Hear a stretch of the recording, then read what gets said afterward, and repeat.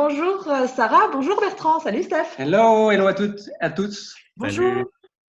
Stéphane et Magali, initiateurs de vos aventures en famille, on se retrouve aujourd'hui pour toujours notre conquête à la rencontre du monde. Et nous allons rencontrer aujourd'hui Sarah Graff et Bertrand Millet qui nous accueillent chez eux dans leur ravissante demeure dans le sud de l'Europe. Coucou. Salut. Salut tout le Hello. monde. Salut tout le monde. Alors, tu penses souvent, c'est bien. il y a des gens, Non, oui. c'est vrai, tu penses souvent qui regardent. Moi, je pense qu'il y a des gens qui non, il y a plein de gens qui regardent. Alors, excuse-moi, on recommence. Clap, coupé. Salut tout le monde. Voilà, on dirait que je l'ai dit du premier coup. Mais non, mais c'est vrai, c'est ce côté optimiste et nous, ça c'est chouette. Ça veut déjà dire que voilà, on est connecté et ça, j'adore. Mais moi, je suis Bah oui, des moi, je gens. Il y a des gens qui nous regardent. Ah oui. Alors, allez, une petite Tout à fait. présentation avant d'aller plus loin. Je présente Sarah et après tu continues ou... Ah ben, on fait ça. Allez, on fait ça. Alors, Sarah, elle était professeure des écoles. Elle était également coordinatrice pédagogique et elle a quitté l'enseignement et l'éducation nationale. Elle a osé franchir le pas pour créer une activité indépendante. Elle a fait plein de choses, y compris de la danse. Et Sarah, aujourd'hui, tu gères l'effet du web. L'effet du web, c'est une agence de com, on va dire, dédiée au web. Ton objectif, permettre aux entrepreneurs, eux, dont je fais partie, de se consacrer à ce qu'elles aiment faire. Et donc, tu leur permets de déléguer tout le reste, tout ce qui est une charge de travail, une charge mentale, de la création de blog à la pub Facebook, en passant par la rédaction d'emails. Tu as une équipe 100% féminine qui est à tes côtés et qui permet de répondre à toutes les demandes de tes clientes. Je vous invite à aller voir l'effet du web. C'est une super petite entreprise qui peut aider toutes nos amies entrepreneurs. Tu es également maman de 2 jeunes filles qui ont, si je ne me trompe pas, 13 et 18, c'est ça? Presque. Ça doit être à peu près ça. 12 et 17. Ah, zut! Un poil d'avance. Non, mais au moment où ça va sortir, ce sera 13 et 18. Ça, On ne sait jamais. Donc, On a quelques mois. Qui vit avec Bertrand et toi au Portugal et la plus grande qui poursuit ses études en France. Voilà pour le portrait de Sarah. Alors, n'hésitez pas, si on raconte des bêtises, à corriger, à compléter, si vous voulez. Au contraire, allez-y, allez-y. Alors, Bertrand. Bertrand, toi, tu es consultant marketing auprès des entrepreneurs et des entreprises. Alors, tu es surtout expert connu et reconnu en marketing parce que tu as développé une méthode bien propre à toi, 100% basée sur l'humain et sa psychologie. Et cette méthode, elle repose finalement sur 6 piliers. L'hypnose, domaine dans lequel tu es expert, coaching, communication non violente, neuromarketing, créativité, networking. C'est vraiment une méthode et une expertise qui d'ailleurs t'ont valu d'être régulièrement interviewé et sollicité par les médias spécialisés en marketing, en web marketing, mais aussi sur France Télévisions. Donc vraiment quelque chose assez exceptionnel. Alors la spécificité de Bertrand, je vais me permettre moi, c'est également de parler combien 7, 8 langues. Est-ce que tu sais d'ailleurs combien de langues tu parles? Oui, j'en parle 8. 8 langues. Et tu as du coup vécu dans différents pays, à la fois en Europe, en Amérique, en Asie. Tu es vraiment ce que l'on peut qualifier, au sens propre du terme, un digital nomade, un pur, un dur. Et puis en fait, un des rares. Ouais, c'est ça. Là, clairement, avec tout ce bagage, là, on ne peut pas t'ôter ça. Ça, c'est clair et net. Et puis finalement, et si on se retrouve aujourd'hui, c'est aussi surtout parce que vous avez, Sarah et Bertrand, une passion commune, qui sont les voyages, et qui vous a fait prendre le large il y a 3 ans, je crois, maintenant, c'est ça? Ouais, ça va faire 3 ans. Ah ouais? Ouais, Ça fait pas 2 ans? Attends, c'était… Si on considère 18… Ça fait 2 ans et demi, ouais, c'est ça, 2 ans et demi. 2 ans et demi. Pas tout à fait 3 ans. Quand on sort l'interview, on est sur 3. Mais c'est ça, on a 6 mois d'écart et du coup, voilà, on se calme. Ça en est bon, c'est ça, 3 ans, touché à rien. Donc, les voyages, vous les avez fait, vous êtes partis tous les trois avec Naïla, ta plus jeune fille, qui vous accompagne. Ouais. Et puis, en 2018, on a découvert que vous étiez lancé un défi un peu fou. Vous étiez en Thaïlande à l'époque, c'est ça? Ouais. Quand vous avez décidé, pris conscience d'abord qu'en fin de compte, boulot, boulot, et puis le kiff dans tout ça, il n'était pas toujours là. Et vous vous êtes lancé un méga défi, créer une bucket list de vos rêves et réaliser tous vos rêves. Donc, c'était un projet super ambitieux, très fun. Chez nous, il a beaucoup résonné parce qu'on adore les défis, on adore les rêves, on adore les voyages. Donc, ça, c'était en fait quelque chose qu'on aurait été capable de faire, j'imagine. Vous êtes du coup une famille nomade digitale, comme vous vous appelez, qui vit de ses passions, qui vit au rythme des voyages et surtout qui vit au rythme de ses envies. Et c'est ça qui nous a interpellés, qui nous a donné envie de vous interviewer aujourd'hui. Et notre première question, c'est la suivante. Comment est-ce que vous faites pour assurer votre équilibre dans tout ça, entre vos activités professionnelles, chacun, votre vie personnelle de couple, votre vie de famille? Comment ça se passe? Alors, on ne va pas avoir la même réponse et ça, c'est hyper important. Et oui, c'est ça qui est savoir génial. On n'aura jamais les mêmes réponses et c'est pour ça que c'est cool. Ce qui nous fait déjà, il y a un temps dans lequel on discute souvent avec Sarah. On va être obligé de discuter sur beaucoup de choses parce que justement, on n'a pas les mêmes approches, pas les mêmes réalités. On ne vit pas du tout la réalité de la même façon et c'est ce qui fait qu'au quotidien, c'est très riche. Entre nous, on peut se poser sur une table avec Sarah et discuter de vision des choses pendant 1 heure, 1 heure et demie, 2 heures. En général, il y a un peu de soleil et une bière. Et voilà, on va discuter d'approche. Donc, alors. Une fois que je suis bourrée, j'accepte ce qu'il me propose. Et merci pour l'astuce, je vais la noter. Ah, là, je crois que tu lui as enlevé une épine du pied. Ah, merci. Ouf, ça va me simplifier la vie. C'est une histoire de temporalité. J'aborde les sujets compliqués qu'après 1 ou 2 bières. Avant, je suis sur des sujets un peu légers, un peu tranquilles, et après, on y va. Non, après, je pense qu'on n'a pas la même façon de gérer. Moi, je pense, pendant longtemps, ça n'a pas été une question pour moi, la question séparation pro-privé, pour plusieurs raisons. Mais la première, c'est parce que j'avais pas d'autre recherche. C'est-à-dire que j'ai la croyance qu'on ne peut mener qu'un vrai combat à la fois. Et mon combat, il a été 100% dans le développement d'une réussite professionnelle, donc qui m'a permis, comme tu disais tout à l'heure, d'avoir été interviewé, d'avoir été reconnu. Et c'était un vrai combat. Et quand ce truc-là s'est approché, quand j'ai commencé à en récolter les fruits, là, cette question, elle est venue beaucoup plus présente de me dire qu'est-ce que je fais autour du boulot. Et là, ça a été un gros travail. Ça a été un énorme travail de revoir mon style de vie de façon changeante. Parce qu'en plus, quand tu vis avec une famille, moi, en tout cas, ça n'avait pas de sens de me dire je ne les vois pas de la journée. Et quand on était en Thaïlande, notamment, il y avait des journées où on pouvait ne pas se fréquenter avec Sarah. C'est-à-dire que le matin, je me posais sur un bureau. C'est qui? Oui, c'est ça. Des fois, on se dit comme ça au hasard dans le couloir. Il y a quelqu'un? Il y a un mec chez moi. T'as payé le loyer ou ça se passe comment? Des trucs un peu triviaux. Et donc, l'idée, c'était de revenir sur ça, sur le fait de dire OK, il faut changer des choses. Et alors là, moi, c'est un work in progress. C'est un chantier qui n'est pas complètement résolu. Mais là, en ce moment, merci le confinement pour ça, j'y arrive. C'est-à-dire que je fais un truc qui peut sembler fou et il m'a fallu plus de 11 ans d'errance et de nomadisme et 18 ans d'entrepreneuriat pour arriver finalement à la solution la plus simple du monde. C'est qu'en fait, il faut mettre des routines strictes et dures dans des journées et des semaines totalement libres.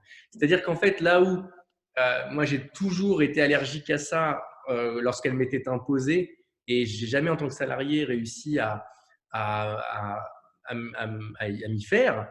Eh bien, en tant qu'entrepreneur, pendant des années, j'ai entrepris sans ça. Il y a plein de choses magiques, mais il y a aussi on prend plein de retours de bâton dans la tronche à cause de ça. Et là, depuis quelques temps, c'est mon credo, c'est d'avoir des routines très dures, des routines où Le lundi, je traite mes emails. Le mardi, je m'occupe de stratégie. Le mercredi, je m'occupe de ça. Enfin, vraiment, c'est hyper normé. Et depuis que je fais ça, donc j'avais déjà ce truc, j'ai mis en place progressivement, mais là, depuis que ça y est, j'arrive à l'appliquer, ouais, j'ai l'impression que ça y est, j'ai enfin du temps dans mes journées. Je peux sortir, faire un peu de foot, je reprends la guitare, je me mets au portugais. Enfin voilà, j'ai du temps bizarrement à côté. En tout cas, moi, ce serait un peu ça ma recette, ce serait de partir avec des vraies journées assignées parce qu'on contrôle finalement beaucoup mieux sa journée et son temps comme ça. Ça, c'est ma façon de voir. Maintenant, je sais que toi, Sarah, c'est un peu différent. Merci Bertrand. Avec plaisir. Je ne sais pas trop quoi dire. Parce que j'ai aucune leçon à donner, puisque ce que j'avais imaginé au départ, ça n'a jamais été ça. Ensuite, je change d'avis très très souvent. Je pense juste que j'attends pas un équilibre déjà, parce que l'équilibre, je l'avais quand j'étais prof. Et donc, j'avais un emploi du temps, je gérais vraiment bien tous ces aspects-là. J'avais voilà, mon petit job de prof de danse, j'avais beaucoup de temps libre, bien que j'élevasse mes 2 enfants. Mais ça ne me convenait pas. Voilà. Alors, quand je suis partie de l'éducation nationale pour travailler sur Internet, c'était pas du tout un équilibre que je cherchais. C'était carrément l'inverse. Et pourtant, ça m'a pas empêché de me prendre des grosses gifles, mais parce qu'en fait, on part vers un projet, et puis ce qu'on a dans les bras au bout d'un moment, c'est pas du tout ce qu'on avait imaginé. Ça m'a fait la même chose quand je suis devenue prof. Hein. C'était pas du tout ça le boulot que j'imaginais. Et donc, très très vite, c'était pas du tout ça que j'imaginais travailler sur Internet. Pour moi, c'était pas faire des tunnels de vente et des emails toute la journée. Surtout, sans savoir faire des tunnels de vente et des emails toute la journée. Donc, au bout d'un moment, là, j'ai eu envie d'un équilibre parce qu'en fait, ça me gonflait de faire du learning box toute la journée, il faut le dire. Si, moi, je m'imaginais en train de coacher les gens, changer leur vie. Ah, ça, j'aurais pu le faire toute la journée. Mais c'était pas ça. Donc, pendant 2 ans, tu fais des trucs que t'aimes pas. Enfin, moi, en tout cas, j'ai fait des trucs que j'aimais pas trop. Alors là, je commençais à me dire, ah, j'en ai marre, je veux un équilibre. Mais en fait, c'est pas un équilibre. Tu veux faire moins de ce qui te fait chier. Faire un truc qui t'éclate toute la journée, bizarrement, t'as moins, enfin, c'est mon point de vue, je pense que t'as moins besoin d'équilibre.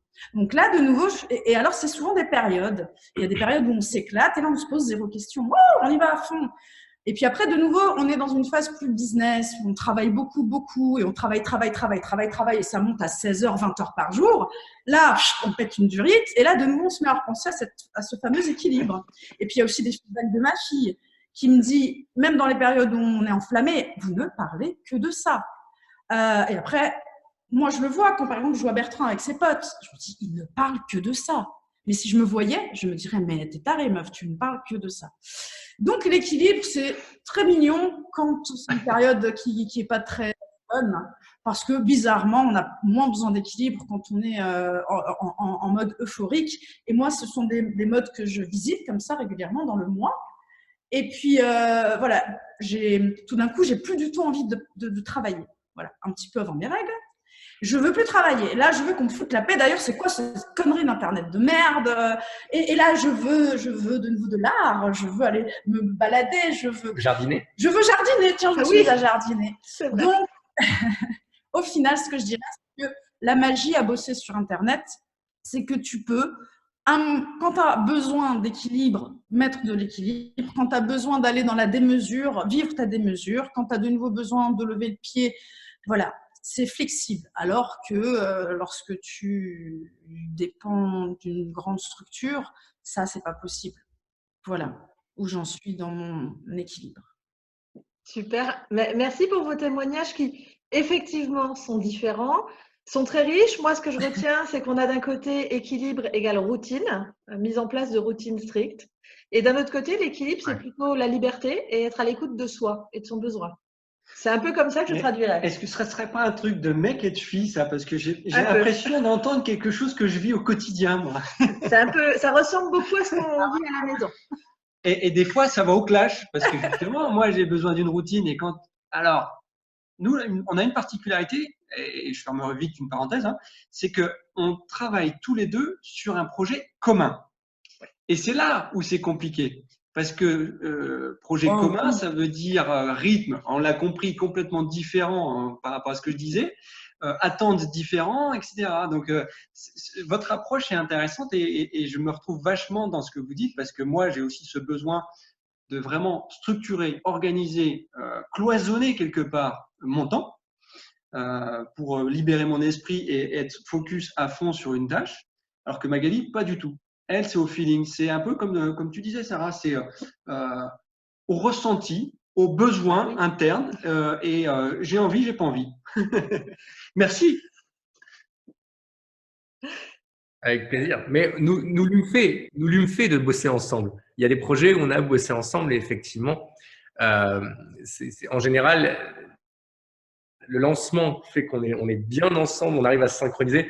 Et après, il y a un moment où effectivement, dans nos rythmes naturels, ça devient difficile, mais parce que je pense qu'on n'arrive pas pour l'instant à être agile avec ça. C'est-à-dire qu'on pourrait totalement chercher à jouer sur ces complémentarités en se disant, bah, moi, qu'est-ce que je peux apporter de par cette façon de bosser et Sarah, qu'est-ce qu'elle peut apporter de cette façon de bosser.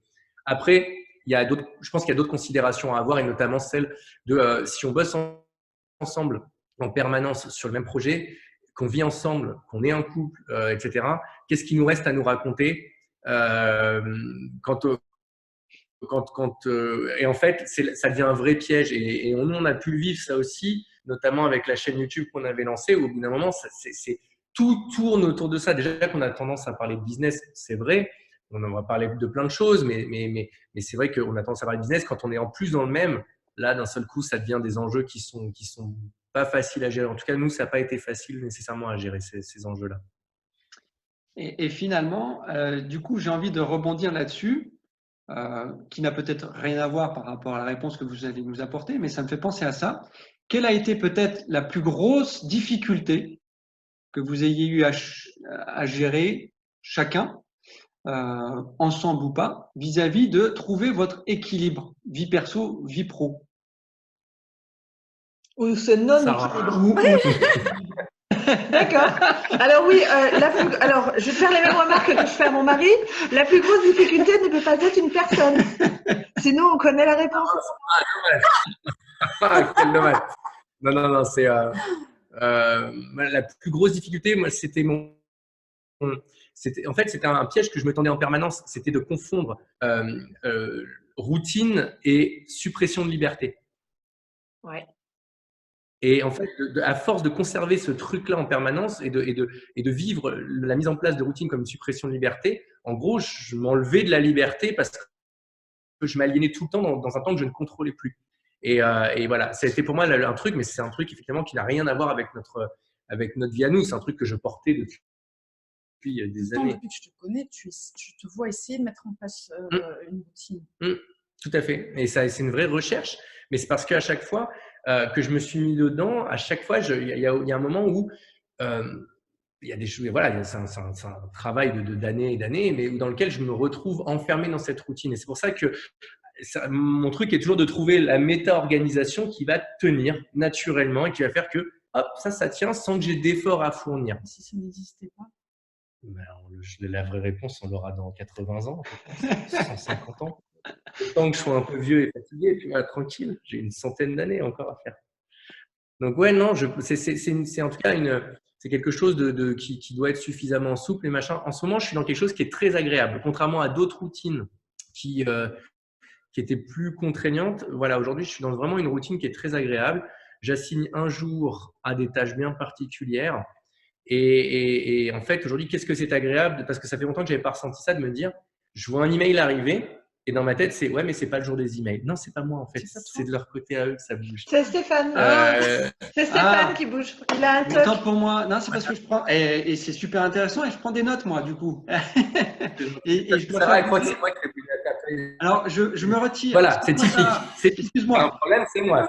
Voilà, donc, oui. Non, en fait, voilà, c'est ça l'idée, c'est d'arriver à ressentir voilà, émotionnellement que ça me fait du bien et de me dire voilà, je reçois un email, c'est pas mon jour des emails, je n'y porte même pas d'attention, mon jour des emails, c'est dans une semaine et point. Et ça, c'est extrêmement agréable en ce moment.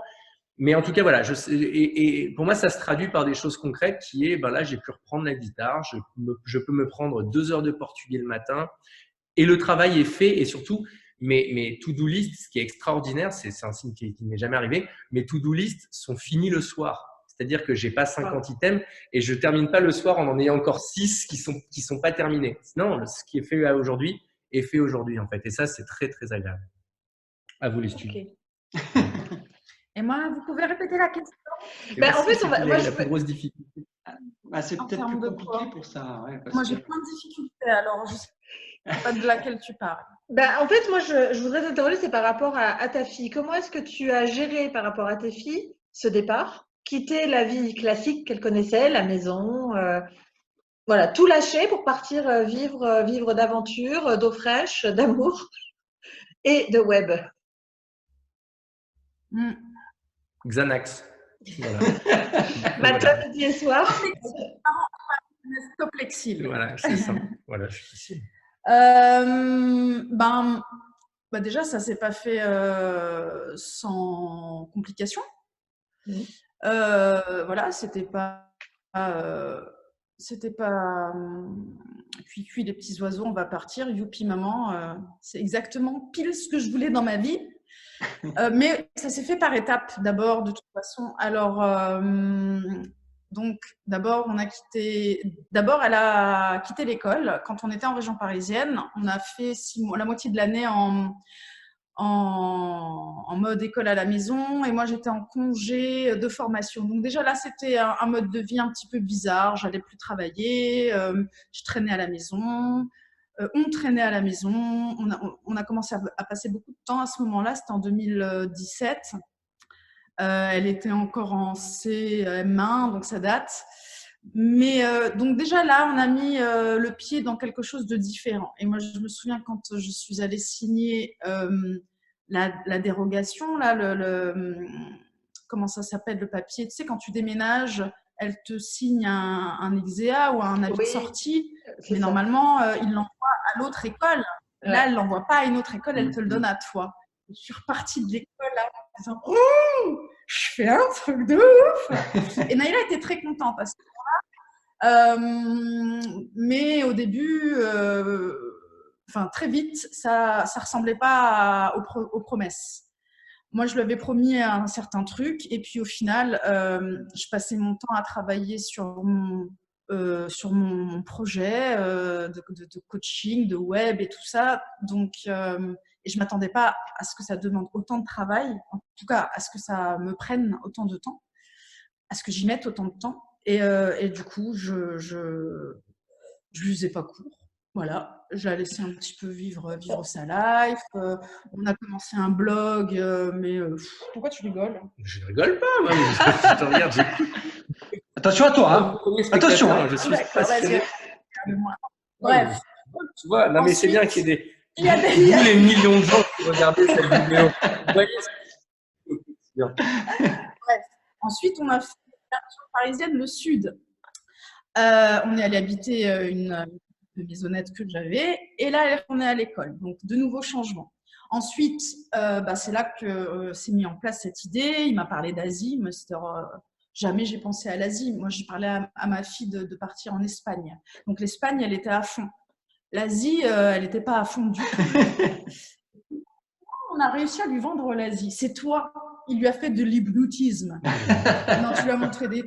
Il a fallu la projeter. Ouais. Qui l'intéressait. Donc, par exemple, on voyait ce qui l'emballait, ce qui l'emballait pas. S'inscrire dans une école internationale, porter un costume... C'était mort. Voilà. Et donc, à chaque fois qu'on regardait des petites photos, on voyait ce qui l'emballait, ce qui l'emballait moins. La question, c'était aussi école à la maison ou inscription à l'école. Il y avait une période, c'était quel pays? Parce qu'à un moment, on parlait de Chypre. On a parlé de beaucoup de pays, donc, on a parlé vraiment beaucoup de choses. Et au bout d'un moment, même elle en avait marre parce qu'elle se disait, chaque fois qu'on parlait d'un endroit, allez hop, c'est ça le plan. Et puis, en fait, hop, ça changeait pour des raisons, la vie, quoi. En fait, c'est une enfant de 80 ans qu'on a. C'est pour ça, c'est les plans. Mais non, c'est ça, les enfants, ils ont besoin d'être rassurés. Absolument. Alors, C'est libre dans ce- on a un fils qui a le même âge. Non, on a un fils qui a le même âge et effectivement, il a besoin aussi il a besoin de cadre, il a besoin d'être rassuré comme ça. De pouvoir se projeter. Ouais, il y a des enfants comme ça, vieux avant l'âge. C'est de notre faute, hein. Un petit peu entre nous parce que il avait besoin de tout dire, même si après on changeait d'avis. Et moi, je suis un peu comme Naïla. Une fois qu'on a dit Chypre, c'est Chypre. On ne change pas. Oui, mais c'est mieux là-bas. Oui, mais t'as dit Chypre. Parce que ça y est, moi, je suis en train de rêver et tout. Bon, bref. Au bout d'un moment, elle a lâché l'affaire. Et puis, on va où on va. Et puis après, voilà, c'était la Thaïlande. Toutes les deux, on a fait 2-3 jours d'abord à Dubaï, un peu pour décompresser. Puis, elle a participé à la vente et au don de tous ses jouets. J'ai vendu mes meubles, enfin ce que vous êtes en train de faire aujourd'hui, quoi. Elle était dans le délire. Ça tombe bien, elle a dû se disputer avec une ou deux copines, c'était l'occasion. C'est vrai. Et donne-moi des trucs pour qu'elles se mettent un peu. Donne-nous des trucs pour que les enfants se mettent à dos leurs copains. Comme ça, c'est plus un problème de quitter les amis. Franchement, ça marche mieux entre filles. Entre mecs, ils n'ont pas ce truc de se chipouiller pour ça, tu vois, ça marche pas pareil. C'est vrai. Non, mais non. T'as jamais été un mec, donc faut savoir. J'ai eu des élèves de 12 ans, des élèves de 11 ans, des élèves de 15 ans. On se dispute pas pareil. Ah ouais, je dis c'était mieux. Non, on se dispute moins longtemps. C'est plus violent, mais c'est moins long. On se met deux castagnes et après c'est terminé, on passe à autre chose. D'accord. Si tu veux. Oui, Je connais des gens qui se parlent pas 3 ans, 4 ans, 5 ans. Plein. Et ce sont des mecs. Alors qu'on n'en a jamais. Jamais, ça ne m'est jamais arrivé de ma vie. Oubliez-le, vas-y, c'est quoi la prochaine question? Et du coup, comment elle a accepté d'aller se poser après? Donc après la Thaïlande, il y a eu d'autres voyages et puis là, le Portugal. Alors comment elle vit tous ces changements, Naïla? Comment ça se passe? C'est un peu l'inverse, c'est-à-dire que on est parti dans une dynamique où on voyage et puis on adapte, on voit, mais avec une donnée qu'on n'avait pas au départ, c'était la complexité de proposer à Naïla une vie sociale adaptée à son âge. Ça, c'était le truc qu'on avait sous-estimé grandement. Et la plus grosse difficulté. En fait, si ce truc-là était simple, aujourd'hui, on serait dans un style de vie totalement différent. Parce que il est fort probable qu'on serait encore en train de voyager, en train d'être plus mobile. Parce qu'on se faisait des films, par exemple. La demande de Naïla, imagine, en avril 2018, quand on en discutait, c'était OK, qu'importe l'endroit, mais je veux des copines. Alors, il n'y a pas de souci, on va t'inscrire à la danse, on va t'inscrire au basket, imaginons, et des cours de langue. Et puis, en Thaïlande, c'est à la cool, on peut travailler à tout âge, tu pourras même faire genre, tu vas faire quelques heures, et puis comme ça, tu parles la langue. Tu sais, dans un club nautique ou dans un club de plongée, tu vas faire quelques heures à la caisse. Enfin, c'est faisable dans des endroits comme ça. Donc, on part avec des idées un peu naïves ou je ne sais pas. Candide, tout à fait. Candide. Et au final, c'est pas ça du tout. Ouais. Alors, en fait, c'est un travail à temps plein. C'est-à-dire qu'au bout d'un moment, j'imagine que ça peut se faire. Mais ça peut se faire quand à côté, tu n'as que ça à faire. C'est-à-dire nous, aujourd'hui, alors on a un gros réseau d'entrepreneurs autour de nous, des voyageurs, des nomades, etc.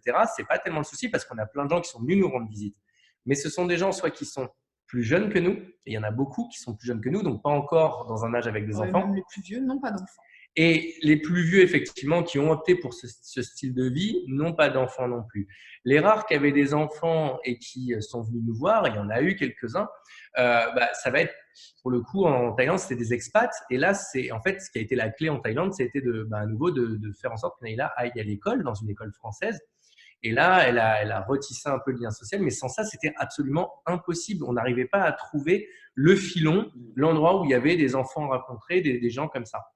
Après, il y a eu un autre truc, c'est que, en fait, voilà, derrière ce truc-là, c'est reporté un peu partout. Et donc, quand on est parti vivre au Canada, là, en fait, on savait à ce moment-là que c'est pareil, on allait retomber sur cette difficulté-là. Et donc, c'est là que le Portugal est arrivé, en fait, en disant, OK, à quel endroit on peut rester longtemps pour permettre à Naïla d'avoir une scolarité qui tienne sur un lieu et un seul lieu, qu'elle développe une vie sociale. Donc, il fallait que ce soit en Union européenne, mais en même temps, on voulait qu'il fasse beau, etc., etc., etc. Et tout ça nous a amené ici au Portugal, en fait. Donc, c'est plutôt à l'inverse. On a réagi en se disant, on n'arrive pas à trouver un modus operandi qui fasse que, et nous, on peut se concentrer sur nos business, et aussi, Naila, elle a sa vie autonome et sociale intéressante. Et donc, si on ne peut pas faire ça sans que ce soit compliqué, parce que même en Thaïlande, ça n'aurait pas pu se faire, parce qu'en Thaïlande, ça demandait de faire des allers-retours en permanence. On n'est jamais sûr de rentrer la fois d'après quand on a un nombre de visas important. Donc, ça ne le permettait pas. Donc, au bout d'un moment, on s'est dit, facilitons-nous la vie quand même. Et là, le Portugal s'est imposé un peu pour tout le monde comme ça, en disant, on peut rester, Naila peut aller à l'école. Nous, on est tranquille, on a quand même du soleil. Bon, là, Sarah dit pas suffisamment, mais même s'il y a quand même un peu de soleil. Et voilà, c'est un peu comme ça. Donc, en fait, on tricote, on est sans cesse en train de bricoler, on est sans cesse en train de construire et d'adapter. En gros, c'est aussi ça le truc, c'est de partir à l'aventure, c'est de comprendre que c'est à 360 l'aventure. C'est sur tous les plans qu'on est à l'aventure. Et ce qu'on se disait avec Sarah, c'est qu'il y a des choses qui sont très agréables, évidemment, mais il y a des choses, par exemple, comme il y a des situations ridicules dans lesquelles, pour comprendre à quel point c'est l'aventure, quand on est vraiment en train de bouger tout le temps, c'est qu'on s'est retrouvé dans en fait, même trouver comment on allume l'eau de la salle de bain, ça peut être un défi, parce que dans tous les pays, c'est pas pareil. Et ça nous est déjà arrivé de nous retrouver, parce que c'était la énième maison. Et là, tu es là, tu te dis, putain, on est dans la salle de bain, on ne sait pas comment allumer l'eau, on ne sait pas comment éteindre la lumière. Et en fait, c'est comme si ces trucs qu'on prend pour acquis, comme sortir de chez soi, aller à la boulangerie, ça n'existe plus. C'est-à-dire qu'il faut à nouveau trouver les bons endroits. Parce que c'est pareil, quand on est chez soi, on va dans cette boulangerie et pas dans celle-là, mais on a oublié pourquoi on n'y allait plus dans l'autre. Simplement, on a pris l'habitude. Mais quand tu arrives dans un endroit qui est nouveau, déjà, il faut trouver où sont les boulangeries, s'il y en a. Et ensuite, tu te fais avoir une première fois, une deuxième fois, parce que c'est pas bon, parce que machin. Et le temps que tu aies mis une toute petite routine en place, hop, tu es reparti ailleurs et nouveau truc, nouvelle réadaptation. Et ça, c'est quelque chose qui n'est pas facile, y compris dans les maisons dans lesquelles on est, parce qu'en fait, tu te rends compte que dans toutes les maisons, tu as des trucs géniaux, et dans toutes les maisons, tu as des trucs qui te prennent la tête et tu te dis non, la prochaine, c'est fini, on a des volets qui ferment. Et puis après, en fait, tu es toujours en train de réadapter, et c'est ça aussi, cette aventure-là, c'est que rien n'est acquis. Il n'y a plus rien d'acquis, jamais, quand on est, attention quand je parle, quand on est en mode nomadisme. Là, ce qu'on vit ici, c'est différent. Là, on est parti pour se poser plusieurs années. Donc là, on prend des repères. Mais quand on est en pur nomadisme, tout devient réflexion à nouveau. N'est-ce pas ça? Je te vois partie là. Non, mais en fait, tu vois, voilà, regarde comment. Moi, je la regarde avec amour, je la regarde avec passion. Et elle s'endort. Je n'en peux plus. Je quitte cette interview immédiatement. Non, alors, c'est ça la plus grosse difficulté, je crois. C'est d'accepter, ou pas, mais comme il fonctionne comme ça, j'imagine que si j'étais toute seule, je ne vivrais pas comme ça du tout. Donc, pour moi, la plus grosse difficulté, c'est d'accepter de remettre sur la table des discussions sans arrêt des choses. Attends, dit comme ça va passer comme ça. Alors, attends que je le dise de manière diplomatique. Je vais l'écrire d'abord. Je reviens dans 20 minutes. On doit savoir, enfin. Vas-y, lâche-toi. On ne se rend pas compte que… C'est compliqué. Arrête. Non, fais pas ça. Parce qu'après, j'ai des fous rires, c'est horrible. Ah, mais c'est bon, ça. Non, j'aime pas. C'est ce qui fait qu'on tient. Ce sont ces fous rires. Parce qu'elle me fait rire aussi. Vas-y, ma chérie, lâche-toi. Dis que je suis horrible. C'est moi. Voilà. C'est quoi le plus dur? Non, c'est pas une histoire de toi. C'est que dans la vie de tous les jours, quand on bosse, quand on est stable, il y a des choses dont on se rend plus compte. Et donc là, oui, un petit peu ce dont il parlait, le fait de voir que tout change, mais de devoir reprendre des petites décisions au bout d'un moment, comment dire, c'est vers ça que je voulais aller, et bizarrement, très vite, ça m'a gonflé. Et donc, le fait de ne pas vouloir bouger quand on a dit… Quand on a dit Chypre, c'est pas parce que je veux aller à Chypre, c'est putain parce que c'est fatigant de nouveau se reprojeter et d'avoir le champ des possibles ouvert. Il y a quand même un côté anxiogène. Et donc, ça veut dire quand on change de destination, on change de projet, on change de projection, on met de l'énergie ailleurs. Ça veut dire qu'il faut recréer de l'énergie quand même. Ensuite, il y a des choses à faire. Regarder la carte, trouver où est-ce qu'on pourrait habiter. Ça veut dire chercher les écoles, regarder à quoi ça ressemble. Et toute cette énergie, cette créativité et ce truc-là, il y a des fois, j'ai juste envie, je m'en fous en fait. Vas-y, on y va. Et il y a des fois, j'ai même envie de dire, tu sais quoi, tu ne me demandes pas, on y va. Et là, il me dit, ah ben non, après, voilà, je ne suis pas responsable. Mais parce qu'en fait, ce n'est pas décidé que j'ai envie, c'est juste de couper toutes ces nouvelles réflexions. Parce que avant de partir, on croit qu'on a besoin de choix et que c'est ça qui est génial, d'avoir le choix de tout. Et au bout d'un moment, trop de choix, c'est énorme. C'est comme si on te demandait de sauter de très, très, très haut. Voilà, ce que j'ai fait dans une des vidéos sur la chaîne YouTube. Hop, tac, ça vient, on fait hop, un peu de pub. Hop là, regarde, tac, on fait de la pub. Non, mais c'est vrai que c'est ce truc du choix. On le voit. En fait, moi, Sarah, c'est sur le choix. Moi, ça va être sur d'autres choses, mais c'est souvent on fantasme il y a beaucoup de gens qui fantasment cette vie de nomade et qui disent moi, si je pouvais, j'aurais l'argent. Ce que je ferais, c'est que je ferais ci, je ferais ça. Quand on est dedans. Moi, je suis conscient que ma vie ne plairait qu'à peut-être 5% des gens qui croient que ça leur plairait. Vraiment. Quand tu disais tout à l'heure nomade digital, il y a beaucoup de gens sur le web qui ne sont absolument pas des nomades digitaux, qui sont des gens qui se sont expatriés. Ou des expatriés. Ils se sont expatriés quelque part je crois qu'on a frisé. Il y a eu freeze. Tu vois, freeze. Ça y est, c'est bon, c'est revenu. C'est bon, c'est revenu? Voilà. Ouais, on vous avait perdu. On vous avait perdu. Ouais, Alors, il dormait. Oui, c'est ça. Ou alors, il faut comme toi. Il m'écoute pas. On fait exprès de pas bouger, comme ça se voit pas. C'est bien, c'était très bien fait. Très, très bien fait, vraiment. Donc, ouais, en fait, ce que tu dis, c'est que quand tu es là, il y a beaucoup de gens qui s'appellent nomades digitaux, mais en fait, qui sont soit expatriés, et donc ils sont partis simplement se mettre dans un pays un peu exotique, et puis là-bas, ils développent plein de choses, etc. Ce qui est top, il n'y a pas de souci avec ça. Il y a ceux qui vont être expatriés, mais qui continuent à voyager avec un épicentre. Et pareil, encore une fois. Et puis, tu as les vrais nomades digitaux. Et ceux-là, c'est encore autre chose. Et nous, c'est ce qu'on était vraiment. C'est-à-dire qu'on nous demandait, elle est où votre maison? On disait, on n'a pas de maison. Lui, il disait, on n'en a pas. Et moi, je disais, on n'en a pas. C'est vrai, c'était pas la même façon. Moi, j'adorais en fait ce truc. Ma maison, elle était dans ma carte de crédit, en fait. Et de me dire, c'est pour ça alors, parce qu'on n'avait pas la même. C'est pour ça, voilà. Une grosse.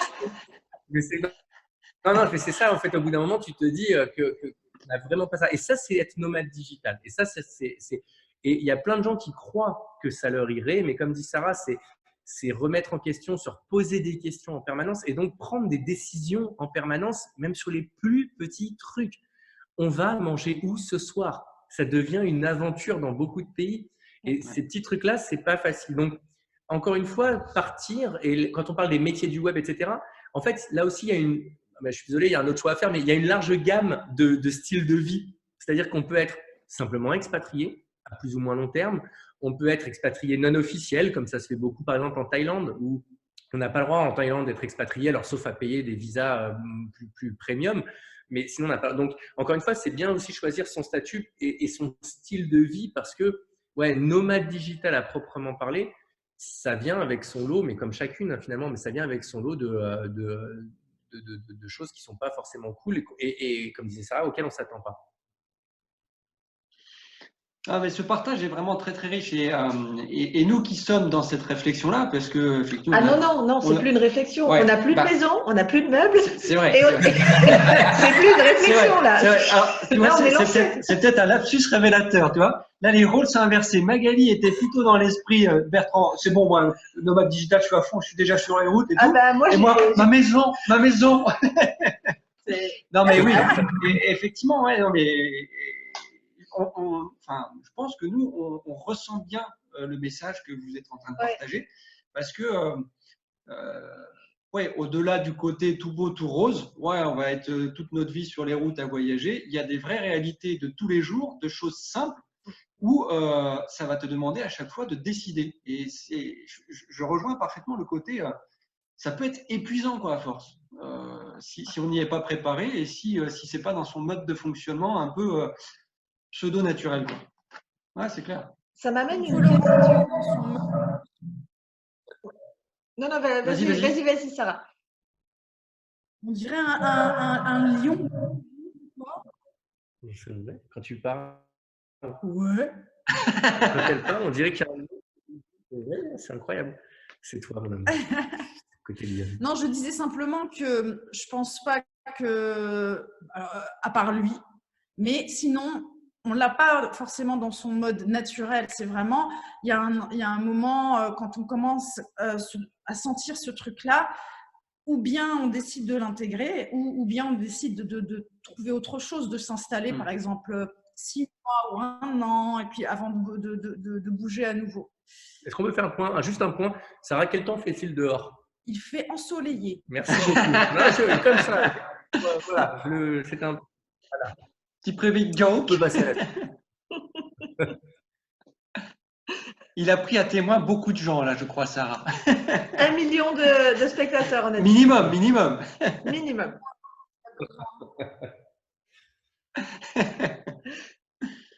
Oh, excuse-nous, Sarah. Donc, tu étais en train de dire que, ouais, au-delà du fait que c'est naturel pour une très petite minorité de personnes comme Bertrand, après, tu as le choix. Soit tu arrives à le mettre en place chez toi, c'est ça, soit tu rebutes et puis tu baisses les bras, quoi.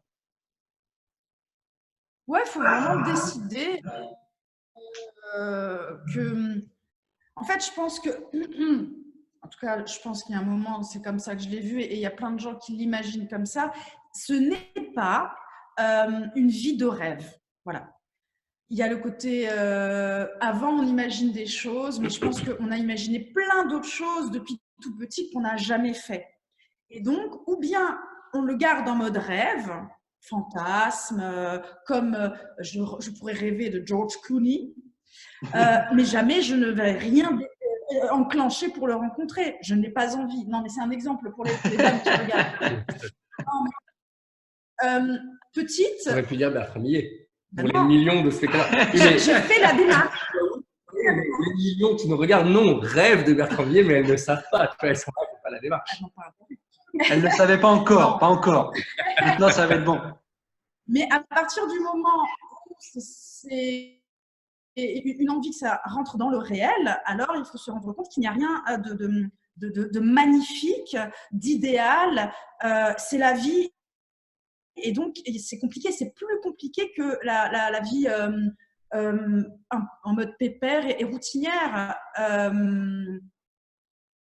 Il y a plein de gens, par exemple, qui sont tellement perdus et qui veulent absolument que ça rentre dans une case. Mais t'es où? C'est des phrases. Vous vous installez où? Vous rentrez quand? Ouais, parce que ça perturbe complètement. Et il y a plein de gens qui disent, mais franchement, ce que vous faites, j'aimerais pas. En fait, à force de nous voir ou de m'entendre, parce que après, moi, je suis une grosse râleuse, donc moi, je n'hésite pas à dire quand tout me plaît, mais quand ça me plaît pas, je le dis. Donc, les gens me disent très vite, ce que tu fais, ça me donne pas envie, parce que c'est pas un reportage télé où on voit que les choses superbes. La Thaïlande, c'est joli, mais il y a des moments de merde. Voyager, c'est super intéressant, mais il y a des moments de merde. Donc, il faut se rendre compte de tout ça. Tu quittes pas un truc dégueulasse pour un truc magnifique. Voilà, c'est juste une autre réalité. Mais c'est vraiment un monde parallèle. C'est assez perturbant au début. Je crois qu'il y a quelque chose aussi qui peut rajouter à la complexité et qui va faire que tout le monde ne le vit pas pareil.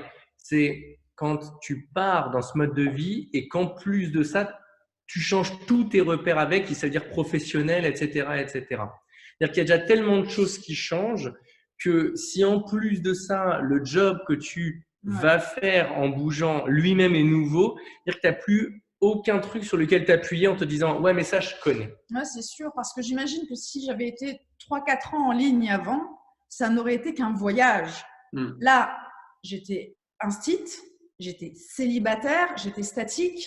Je me retrouve à bouger, à bosser sur le web et avec un mec, un homme. Oh là là, c'est bizarre un homme. Internet, c'est quand même bizarre. Donc, tout paraissait bizarre pendant un moment. Et ça voilà. Beaucoup de changements. Ça, je pense qu'effectivement, c'est aussi ça. C'est de prendre en compte à quel point ça va être quelque chose de nouveau et sur quels aspects ça va être nouveau ou non. Et peut-être que partir en se disant, voilà, il y a des pays, par exemple, qui favorisent le fait de démarrer de l'entrepreneuriat parce que le coût de la vie est intéressant, parce que plein de choses. Ben, ça peut être de se dire, voilà, dans un premier temps, on lance et on structure quelque chose en se posant à cet endroit. Puis, quand le truc aura démarré, là, on sera plus nomade, plus mobile. C'est sûr que tu démarres pas en Islande ou aux États-Unis. Hein. Ouais, non, tu démarres pas en Islande et aux États-Unis, ça c'est sûr et certain. Là, là, tu vois ton compteur. Là, ton compteur, tous les jours, il s'égrène et t'as pas envie de rigoler avec ton compteur. Ouais. Démarrer en Thaïlande, démarrer en Asie, là, c'est plus cool. Là, tu peux effectivement commencer à te dire, je prends un peu mon temps. Ça me permet de faire pas mal de choses. Les infrastructures sont excellentes. Tu peux bosser sans aucun problème. Le décalage horaire est avantageux parce qu'en fait, quand toi, tu es debout, la France est encore en train de dormir, ce qui fait que les emails que tu as reçus la veille, tu les traites tranquilles. Tu arrêtes de bosser, il est 11h. Et hop, toi, eux, ils vont commencer à peine la journée. Toi, tu as fini, il est 11h, 11h30. Ouais. Par exemple, aux États-Unis, c'est relou. Mais le stress, tu te lèves, même si tu te lèves tôt, ils sont déjà levés depuis super longtemps. Ouais. Ta boîte mail est pleine de messages. Ouais, c'est très dur. L'angoisse totale. De bosser de l'autre côté, c'est extrêmement. Enfin, si toi, tu n'as pas une rigueur et une hygiène de fou à te dire, je n'ouvre pas ma boîte mail, je ne regarde pas mon téléphone pendant 2-3 heures après mon réveil, tu te fais manger parce que eux, ils sont déjà au taquet. Donc, il y a peut-être effectivement des situations qui sont plus confortables pour débuter en se disant, on se fout en Asie, on se fout dans un endroit qui est vraiment pas cher et dans lequel tu te dis tranquille, je peux démarrer. Oui. En Mongolie. Mongolie. Alors, Mongolie, pour le coup, je ne sais pas à quel point les infrastructures sont bonnes ou pas. Ça, c'est autre chose parce qu'effectivement, c'est un pays. Donc, c'est plus traditionnel, c'est plus conservé comme pays. Et donc, effectivement, mais par contre, voilà, lorsque viendra peut-être l'heure de quelle étape derrière ou quoi que ce soit, c'est de se demander voilà, à quel endroit je me pose et d'avoir un peu des critères peut-être moins fantasmagoriques, moins exotiques en tête, mais des trucs plus pragmatiques en se disant voilà, là, il faut faire ci, il faut faire ça. Après, un tour du monde, c'est encore différent parce qu'un tour du monde, c'est un timing. C'est-à-dire que logiquement, alors sauf si c'est un tour du monde sans retour, mais un tour du monde, normalement, on est dans quelque chose qui se dit on va d'un point vers un autre. Par exemple, nous, on a fait le tour du monde, mais nous, on a fait le tour du monde comme ça. Enfin voilà, nous, on a fait le tour du monde, c'est un gribouillage sur la carte. Effectivement, c'est-à-dire que nous, on n'a jamais dit on ferait le tour du monde, mais il se trouve que voilà, on a fait comme ça, puis on est revenu, puis machin. Donc, c'est toujours dans qu'est-ce qu'on est parti vivre et dans ce qu'on veut poser. Mais en tout cas, quand on est parti en se disant j'ai pas de retour, il y a des pays effectivement qui… Là, on est dans une autre réflexion par rapport au pays. On est dans une réflexion plus stratégique de dans quel pays on va aller maintenant. Un peu comme nous aujourd'hui où on s'est dit Union européenne obligatoire pour pouvoir rester 3 ans sans avoir à gérer des visas. Tout bête. Et voilà. Il y a un ensemble de critères qui fait qu'au bout d'un moment, on ne choisit plus les pays comme on croirait au départ en se disant ouais, ça va être trop bien, on va aller là, on va se réveiller sur le Mekong. Non, pas du tout. C'est pas ça. C'est là, on a besoin d'une bonne connexion, on a besoin de lancer ça, on a besoin de ça, donc on va aller à cet endroit-là. Ouais. C'est une autre façon d'appréhender le monde. Du coup, ça me fait penser à un lien avec tout à l'heure pour les enfants. Que les choses soient annoncées quand ils sont pas trop chauds, s'il y en a un qui est pas trop chaud sur les deux, comme une décision ferme. Et dans cette décision ferme, il y a des choses sur lesquelles eux peuvent donner leur avis. Mais par exemple, sur le fait que moi, Naïla, il y a un moment, j'ai dû vraiment la prendre pour qu'elle comprenne, non, on ne reviendra plus habiter en France. Donc, l'endroit où j'avais ma petite maison, où elle avait ses copines, même les moments où j'en avais marre d'où j'étais, l'alternative, c'était pas de retourner en France. Ça, c'était… voilà, il y a un moment, il a fallu le poser. Donc, que les gamins sachent aussi, parce que du coup, il y a plus d'histoire de « on va les travailler au corps, peut-être ».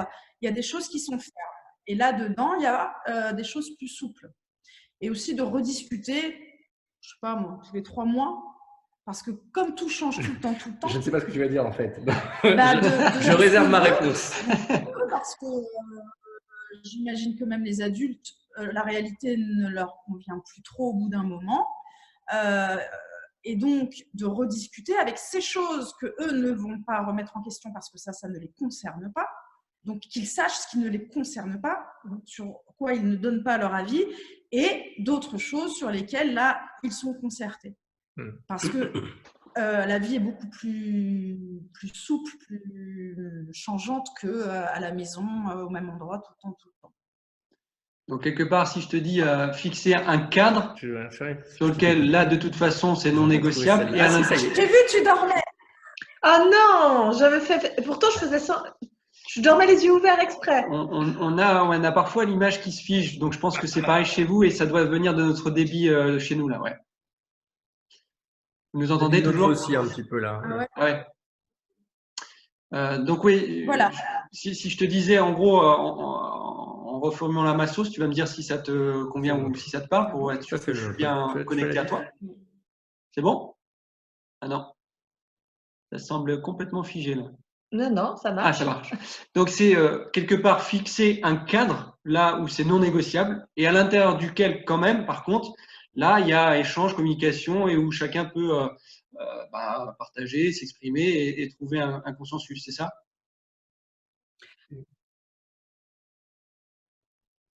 Ouais, et puis après, je sais qu'il y avait des fois, derrière un désir, il y en avait en fait un autre qui n'arrivait pas à s'exprimer pour Naïla. Donc derrière l'école, c'était pas forcément l'école, c'était la vie sociale. La vie sociale. Et même et après, c'est à dépatouiller. Est-ce que c'est avoir des amis?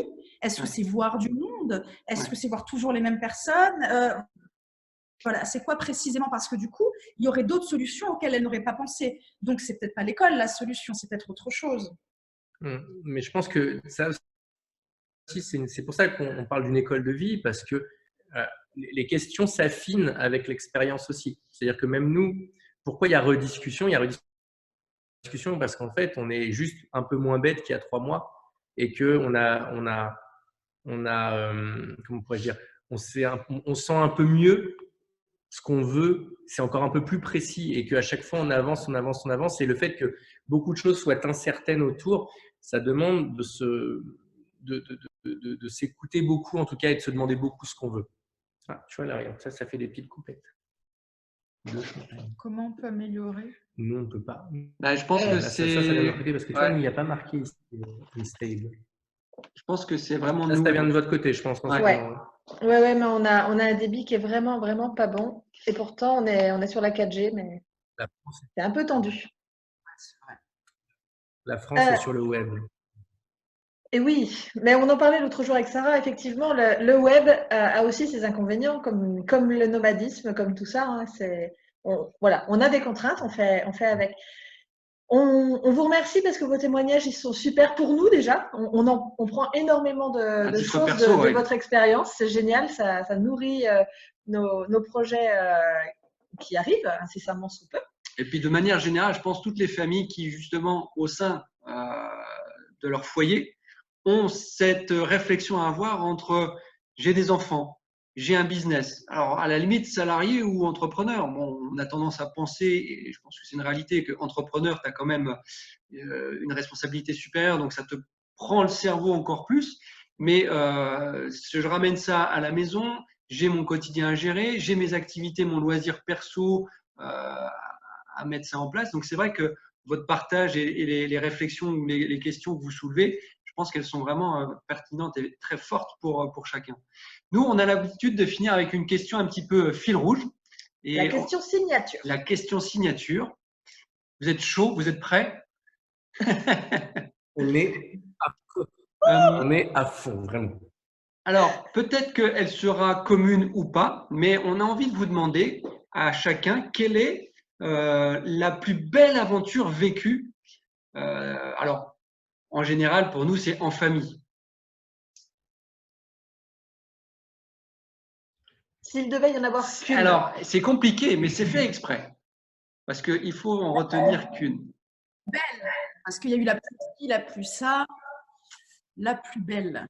Ah, celle qui vous fait encore vibrer, que vous ressentez encore à l'intérieur, comme si vous pouviez revivre cette situation là, parce que elle vous a vraiment fait vibrer, quoi. Alors, moi, ce sera pas sur ces critères-là la plus belle, mais ce sera sur le critère de… Je l'expliquerai après, c'est l'Islande pour moi. Pour moi, c'est le voyage en Islande. Parce que ça a été une conjonction de plein de choses. Le pays était fou, complètement incroyable, un pays absolument fou.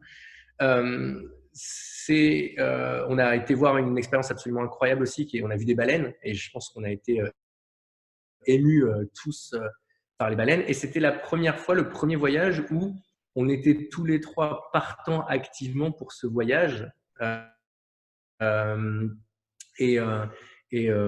là, en l'occurrence, c'était plus Naïla, mais elle était proactive dans le voyage. C'est-à-dire que là où elle a pu avoir tendance sur d'autres voyages à être plus en mode je traîne des pieds, là, il y avait vraiment quelque chose de sa part de l'ordre de et c'est quand la prochaine étape, et on va voir ça, et de sortir de la voiture pour aller monter sur un glacier, enfin des choses, voilà. Et donc, ce qui fait que pour moi, ça a été le voyage qui, pour moi, symbolise le mieux l'état d'esprit dans lequel que j'avais imaginé au départ. C'était voilà, ce moment où il y avait un peu la conjonction. Et puis pareil, on n'était pas non plus enfermé dans nos business. Ça tournait en mode tranquille. Voilà. On n'en foutait pas une. Non, moi j'ai un peu bossé, j'ai fait un… Non, mais si, on a mis en place plein de choses. Mais dans notre tête. C'est ça, moi j'ai quand même fait 2-3 webinaires, mais c'était une période de réflexion, et le pays, voilà, il y avait toute la conjonction de tout ce qui est incroyable. C'est-à-dire que, et on avait un peu de boulot, mais beaucoup de temps de visite, et c'était un pays fou, et tous les trois, on était dans une dynamique, en tout cas, dans laquelle, pour la première fois, j'avais l'impression qu'on allait dans le même sens. De toute façon, c'est facile, c'était une île, donc à un moment donné, on tournait dans un sens, puis après, on revenait au même point. Donc, voilà, c'était ça. C'était ça. Pour moi, ce voyage reste particulier pour ça.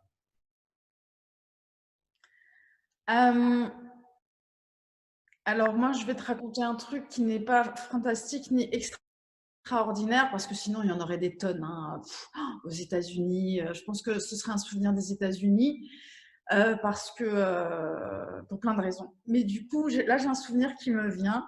C'est à un moment donné, je suis à l'aéroport, je me sens super bien.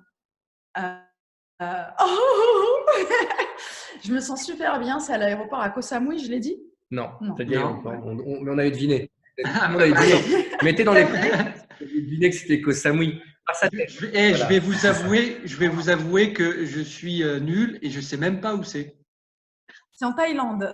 D'accord, c'est l'aéroport de Thaïlande. Une bonne grosse île en Thaïlande, voilà, assez connue, une île familiale où on avait décidé de passer d'abord 2 mois au début. On est resté 6 mois quasiment. Mais on est resté un sacré moment. Et donc, je nous revois là à Koh Samui, il n'y avait pas trop de monde, donc aéroport tranquille, nos valises. Et donc, j'étais en mode, c'est comme si j'étais en dehors de la scène et je regarde Naïla, Bertrand, les valises, les caddies. En fait, je regarde le cliché. Je regarde ma vie comme un cliché et je vois Bertrand et Naïla en train de travailler je ne sais quelle langue sur l'application de Bertrand, sur la Fast and Fluent, sur la méthode. On fait la pub pour tout aujourd'hui. Hein. On a placé trop de pubs. Mais oui. Sur Fast and Fluent. Le portugais, le grec. Tous les deux, ils étaient en train d'apprendre le grec. Oh, moi, j'avais la flemme. Et j'étais là en train de les regarder comme si je regardais une autre famille et de me dire putain, c'est juste top, quoi. Il y a des moments où mais là, c'était juste top. Soleil, bien-être physique. Dans ma tête, c'était léger. Je pense que j'avais peut-être chialé un petit coup avant de quitter Koh Samui, donc du coup j'étais légère, ça y est, j'ai pleuré, je suis bien. Après. Ah oui, donc on n'arrivait pas, en fait, parce que toi tu ne donnes pas tout, on s'en allait de Koh Samui. On s'en allait de Koh Samui. Et l'étape d'après, après 2-3 petits détails, c'était… C'est direct, on partait en Grèce. Non, puisque d'abord on a été à Singapour. Singapour, et ouais, on a fait Singapour et la Grèce. En tout cas, voilà, il y avait besoin de se poser un petit peu en Grèce, donc on était dans la projection, mais on kiffait encore les dernières secondes. Voilà, ma vie est un cliché. C'est chouette ça, aussi. C'est un petit… Ouais. Merci. Merci pour ce partage. Merci beaucoup. Merci à vous. C'est rigolo de reparler de tout ça. Ouais. Alors, moi, je voudrais… Oui. Une chose qui est importante, dans la façon dont on l'exprime parfois, on a tendance à faire remonter beaucoup les aspects moins reluisants, moins sexy, moins séduisants. Et là, on voit, on a parlé plus des contraintes que des côtés géniaux. Mais il faut juste se rappeler un truc, c'est que pourquoi moi je préfère parler de ça, en tout cas mon parti est pris parce que c'est les choses dont personne ne parle jamais. C'est-à-dire qu'on a tendance à vendre en permanence le côté ça va être canon, machin, etc. Par contre, si c'était si nul que ça, on n'y serait plus et on aurait arrêté. Voilà. Moi, ça va faire 11 ans que je vis comme ça. Sarah, là, Sarah est dans sa 3e année. Donc, si c'était vraiment pourri, trop dur, trop machin, trop truc et que c'était nul, on n'y serait juste plus. Et que voilà, il y a plein de choses géniales. Il y a plein. Et là, on donne des petits moments comme ça. Mais tu vois, il y a le moment où Neila, tu vois, quand elle avait été mettre son petit truc à la mer, là, tu vois, quand elle avait été. Ah oui. Tu vois, voilà. Là, je sais comment la faire craquer. Voilà, on va en savoir plus. On va en savoir plus.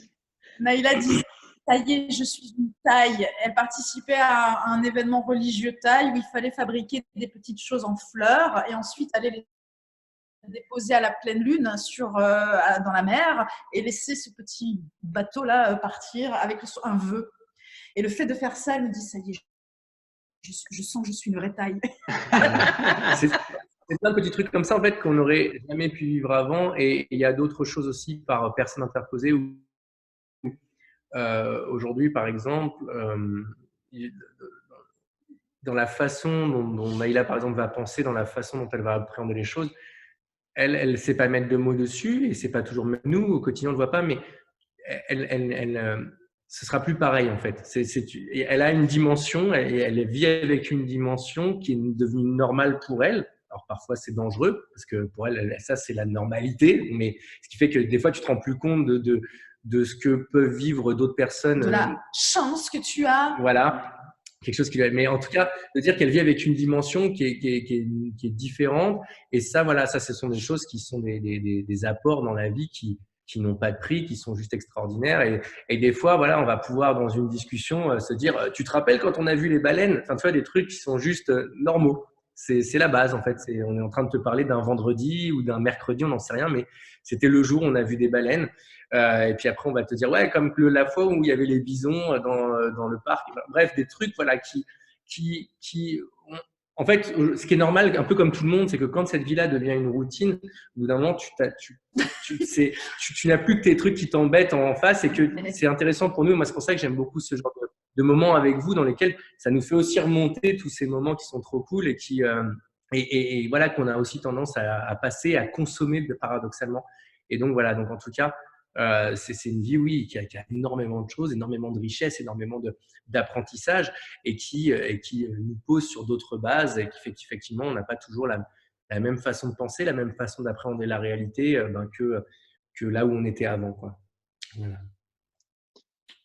Alors écoutez, nous déjà, moi particulièrement, je tiens à vous remercier parce que c'était un vrai régal et parce qu'on sait que votre temps est précieux. On va s'arrêter là, mais on pourrait vous écouter, vous questionner encore des heures et des heures, parce que c'est un peu le mot de la fin. C'est-à-dire que au-delà d'effectivement du côté toujours tout beau, tout rose qu'on peut s'imaginer tous à passer son temps à voyager, passer son temps à se sentir libre en ayant un business en ligne ou quelque part on nous vend partout, tu es tranquille à la maison, tu fais rien et tu as le compteur qui tourne et qui rentre automatiquement sans rien faire. Vous avez été complètement honnête et transparent sur, attention, c'est une belle vie, mais quelque part, il y a des efforts à fournir, il y a du travail à fournir et on n'a rien sans rien. Donc ça, c'était, moi je trouve, personnellement, un message qu'on n'entend pas suffisamment, qui est très bien modéré en disant, attention, je ne suis pas en train de dire que c'est la croix et la bannière, mais il ne faut pas mettre de côté cet aspect présent est nécessaire quand on veut aussi vivre cette vie de digital nomade ou en tout cas de vivre de son activité en ligne. Donc déjà par rapport à ça, merci. Nous, forcément, ce qui nous parle énormément, c'est le fait que vous ayez aussi cette approche famille. ô combien importantes pour nous qui la vivons au quotidien et sur lesquelles nous, on apporte beaucoup d'importance. Et on retient aussi à travers toutes les pépites que vous nous avez transmises, le côté, il y a un équilibre à trouver. L'équilibre, on l'a senti, il est propre à chacun, il est spécifique au caractère, à la complémentarité de tout le monde, mais il faut que chacun puisse avoir sa place et son mot à dire. C'était un peu le mot de départ sur nous, c'est discussion, communication. C'est un combat à la fois. Ok, on fixe un cadre. Dans le cadre, quelque part, on sait ce qui est non négociable et on sait les points sur lesquels, eh bien, on peut chacun s'exprimer et trouver un consensus. On sait que, en fonction des situations, des périodes, il y a des coups de bourre. On sait que, il y a peut-être pour certains des périodes euphoriques et d'autres en décalage qui sont sur un autre rythme. Donc, importance aussi de respecter le rythme de tout le monde. Bon, je vais m'arrêter parce que je suis très, très bavard. Et vous avez, encore une fois, parce que moi, je prends des notes, j'adore prendre des notes, j'ai plein de choses, plein de pépites que j'ai relevées au fur et à mesure, et je pense que tout le monde l'a fait au fur et à mesure. Moi, j'ai bien aimé aussi cette idée de agilité sur les complémentarités. Oui. Parce que ça résume parfaitement ça. C'est on a chacun notre rythme, nos spécificités, nos compétences, nos qualités. Et on a chacun à vivre tous ensemble au sein de la famille, avec nos activités pro, nos activités perso, nos activités individuelles. Et le fait d'avoir cette complémentarité et d'être agile avec les complémentarités de chacun, je trouve que c'est vraiment une image, en tout cas, moi, que je trouve exceptionnelle et que je prends en pleine face, mais surtout que je prends en pleine réflexion, quoi. Parce que c'est vraiment très puissant. Tu voulais peut-être ajouter quelque chose? Si je peux? Ouais, je t'en prie. Non, je vais faire beaucoup plus court. Moi, voilà, ça y est. Moi, je suis. Moi, je suis précise, concise. Non, c'est pas ça. Je pense que tu as parfaitement résumé. Donc, je ne vais pas en rajouter. Une petite couche de pommade. Je vais juste remercier Sarah et Bertrand. Je voudrais vous remercier pour votre authenticité, votre fraîcheur, votre simplicité. Et c'était agréable d'échanger avec vous. C'était enrichissant. C'est vrai que j'ai apprécié, j'ai trouvé plein de points communs. J'ai beaucoup ri aussi. Donc, c'était très, très agréable. Merci beaucoup à vous. On n'a pas parlé de votre actualité, mais on peut en parler. On a parlé de Fast and Fluent, effectivement, tout à l'heure. Allez, on fait du placement. Donc, pour apprendre les langues, c'est pour ça, il parle beaucoup de langues, mais il a aussi des outils pour ça. Et donc, du coup, il est la preuve que ça marche. Ça marche. Il y a bien sûr le marketeur mentaliste, toujours au top. Et puis, l'effet du web, j'en avais parlé aussi tout à l'heure. Est-ce que vous voulez rajouter quelque chose? On vous laisse le mot de la fin. Où est-ce qu'on peut vous retrouver? Quelle est votre actualité sur le feu? Et puis, le mot de la fin, effectivement. On peut nous trouver à Vilamoura au Portugal. Ça, ouais. Venez. Ah non, vous ne pouvez pas. Attention. Et nous, on te prend au mot. Hein. Attention. Hein. Dès que le confinement est libéré, gare à toi. Hein. On débarque. Hein. Oui, venez. J'ai hâte que le confinement finisse parce que c'est une vraie invitation. Mais là, ça se trouve, tes filles ont 13 et 18 ans, donc le confinement est terminé. Là, ça se trouve, on est en 2021. Donc là, ça se trouve, ils ne se souviennent même plus ce que c'est. Ah ouais, le vieux truc. Attention là. La vidéo est en train de se publier et nous, on sonne à votre porte là. Non, mais c'est ça, c'est tout à fait ça. Non, franchement, par contre, vraiment, venez. On est dans le sud du Portugal. Envoyez-nous des messages en commentaire ou pas. On a tendance à recevoir avec grand plaisir. Et tant qu'on est en confinement, moi, je voulais proposer aussi, voilà, on ne sait jamais quand la vidéo sort, mais pour vous directement, on peut se faire des apéros numériques. Hein, c'est toujours très sympa. On a déjà fait, voilà. Ouais, c'est sympa. Apéro numérique, un de ces 4 soirs, et puis voilà, ça permet de continuer la discussion au-delà de la vidéo avec plaisir. Avec grand plaisir. Que j'ai encore des choses à dire. Oui, c'est vrai. Je vais balancer un peu sur Sarah, mais avec grand plaisir. Voilà. Merci pour Bien, je me mets devant. Et toi attends, du coup, alors on vous retrouve où? Quelle est votre actualité? Sarah ne pouvait pas rester pour la fin. Désolé, elle n'avait pas le droit de. Oui, C'est dur le confinement.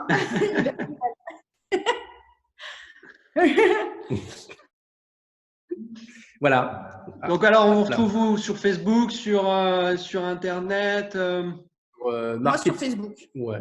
Moi, on me retrouve sur YouTube. Ouais, non, tiens, sur YouTube, j'en viens en ce moment. Allez, sur YouTube, sur la chaîne Marketing Mentaliste ou sur le site marketing-mentaliste.com. De toute façon, on va mettre les liens juste en dessous de la vidéo. On mettra les liens pour vous retrouver. Merci beaucoup. Merci. C'est encore nous bientôt. qui vous remercions 1000 fois et on espère effectivement à très vite. À très Bye. vite. Bye. Ciao.